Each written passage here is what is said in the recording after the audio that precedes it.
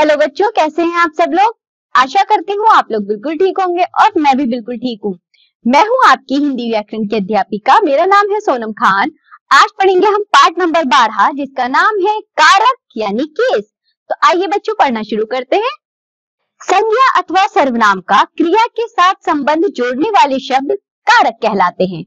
सामने दिए चित्र को देखो और नीचे दिए वाक्यों को ध्यानपूर्वक पढ़िए एवं समझिए। अर्जुन ने चिड़िया की आंख पर निशाना लगाया। गुरुजी ने पांडवों से प्रश्नों के उत्तर पूछे। उपयुक्त वाक्यों में ने, की, पर, से आदि कारक के चिन्ह हैं जो संज्ञा, सर्वनाम, क्रिया, कर्म इत्यादि के साथ परस्पर संबंध जोड़ रहे हैं। यदि ये चिन्ह ना हो तो वाक्यों का अर्थ ठीक से स्पष्ट नहीं होगा। अतः इन चिन्हों को कारक चिन्ह या विभक्ति चिन्ह कहते हैं।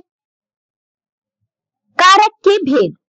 कारक के 8 भेद होते हैं। देखिए बच्चों जरा, कारक यानी विभक्ति चिन्ह दिए गए जैसे कर्ता। कर्ता कारक का चिन्ह है ने, कर्म कारक का चिन्ह है को, करण कारक का चिन्ह है द्वारा या से, जहां सहायता मिलती है। संप्रदान जिसका चिन्ह है के लिए, अपदान का चिन्ह है से यानी अलग होना, संबंध कारक का चिन्ह है का, के, की, रा, रे, री, अधिकरण कारक का चिन्ह है में, पर, संबोधन कारक का चिन्ह है हे, अरे। कर्ता कारक। कर्ता का अर्थ है करने वाला। संज्ञा अथवा सर्वनाम शब्दों के जिस रूप से क्रिया का करने वाले का बोध हो उसे कर्ता कारक कहते हैं। इसका विभक्ति चिन्ह ने है। कर्ता कारक परसर्ग रहित भी हो सकता है, जैसे बालक पत्र पढ़ता है, परसर्ग रहित है। बच्चों इसमें परसर्ग नहीं आया यानी कि इसमें कोई कारक चिन्ह नहीं आया। तब हमें कैसे पता चला कि ये कर्ता कारक है? क्योंकि हमें पता है जो काम का करने वाला होता है, बच्चों कभी कभी परसर्ग चिन्ह नहीं भी आते हैं, वहां पे कर्ता कारक ही होता है। जैसे अनुरोध ने पाठ पढ़ा, परसर्ग ने सहित है यानी कि बच्चों इसमें हमें साफ दिख रहा है ने चिन्ह आया है। अनुरोध ने पाठ पढ़ा ने आया है ना, इसमें हमें पता है कर्ता कारक का चिन्ह होता है ने, हमें ने दिख रहा है तो यहाँ कर्ता कारक है। लेकिन कभी कभी बच्चों वाक्य में ने चिन्ह का लोप होता है, लेकिन हमें वहां समझ में आता है कि कर्ता कारक है क्योंकि वहां काम के करने वाला कर्ता होता है। आगे देखिए इसी तरह कर्म कारक। जिस संज्ञा या सर्वनाम पर क्रिया का फल पड़े उसे कर्म कारक कहते हैं। इसका विभक्ति चिन्ह को है। इसका प्रयोग परसर्ग या विभक्ति चिन्ह के बिना भी होता है। जैसे नीरज ने दिल्ली में अक्षरधाम देखा, बच्चों परसर्ग रहित है ये। माता जी ने बच्चों को मिठाई खिलाई, परसर्ग सहित है ये। करण कारक। संज्ञा या सर्वनाम का जो रूप कर्ता के साधन का बोध कराता है उसे करण कारक कहते हैं। इसका विभक्ति चिन्ह से, के द्वारा या के साथ होता है। जैसे हम बस से कश्मीर जा रहे हैं, मुझे पत्र के द्वारा सूचित कर दो। संप्रदान कारक। संज्ञा या सर्वनाम के जिस रूप से यह प्रतीत होता है कि क्रिया किसके लिए या किस उद्देश्य से की जा रही है उसे संप्रदान कारक कहते हैं। इसका विभक्ति चिन्ह के लिए है। जैसे माताजी बच्चों के लिए फल लाई, पिताजी ने भिखारी को वस्त्र दिए। अपदान कारक। संज्ञा के जिस रूप से अलग होने, तुलना करने या डरने का भाव प्रकट हो उसे अपदान कारक कहते हैं। इसका विभक्ति चिन्ह से होता है। जैसे सुधीर छत से गिर गया, बच्चे आकाश की गड़गड़ाहट से डर गए। संबंध कारक। संज्ञा या सर्वनाम के जिस रूप से उसका किसी अन्य संज्ञा या सर्वनाम के साथ संबंध प्रकट होता है उसे संबंध कारक कहते हैं। संबंध कारक का क्रिया से सीधा संबंध नहीं होता। इसके विभक्ति चिन्ह का, के, की, रा, रे, री तथा ना, ने, नी होता है। जैसे मधु का घर जयपुर में है, शिक्षक ने सबको उपहार दिए। अधिकरण कारक।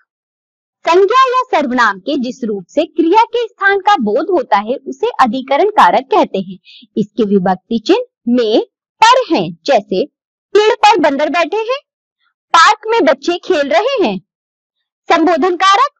संज्ञा अथवा सर्वनाम के जिस रूप से किसी को पुकारे जाने अथवा संबोधित करने का बोध हो उसे संबोधन कारक कहते हैं। इसका विभक्ति चिन्ह हे, ओ तथा अरे है।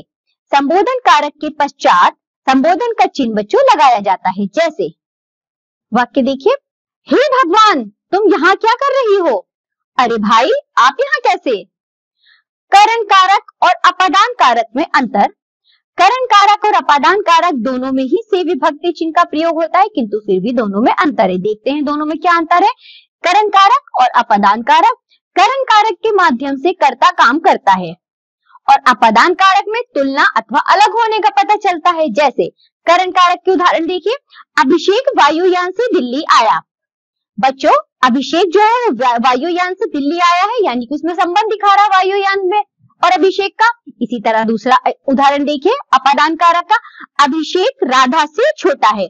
बच्चों, यहाँ तुलना हो रही है राधा और अभिषेक की, यानी कि तुलना हो रही है, तो इसलिए यहाँ अपादान कारक होगा। दूसरा एक और उदाहरण देखिए करण कारक का, वह बस से गया। बच्चों, कर्ता का संबंध किससे दिखा रहा है? से जो परसर्ग है वह संबंध दिखा रहा है। इसी तरह अपादान कारक देखिए, वह घर से चला गया, यानी कि वह घर से अलग हो गया है, अलग होने के अर्थ में आ रहा है, तो यहाँ होगा हमारा अपादान कारक। आगे बढ़ते हैं। कर्म कारक और संप्रदान कारक में अंतर। कर्म कारक और संप्रदान कारक दोनों में ही कोई विभक्ति चिन्ह का प्रयोग होता है, किंतु फिर भी दोनों में अंतर है। कर्म कारक और संप्रदान कारक जरा देखिए तो, कर्म कारक में क्रिया का फल कर्म पर पड़ता है। जैसे शिक्षक ने विद्यार्थियों को मारा। बच्चों, हमें कैसे पता चला कि यहाँ कर्म कारक है, को आ रहा है, लेकिन को से नहीं। यहाँ जो क्रिया का फल है वह कर्म पर पड़ रहा है, यानी शिक्षक ने विद्यार्थियों को मारा। जो क्रिया हो रही है वह बच्चों कर्म पर पड़ रही है, विद्यार्थियों को मारा।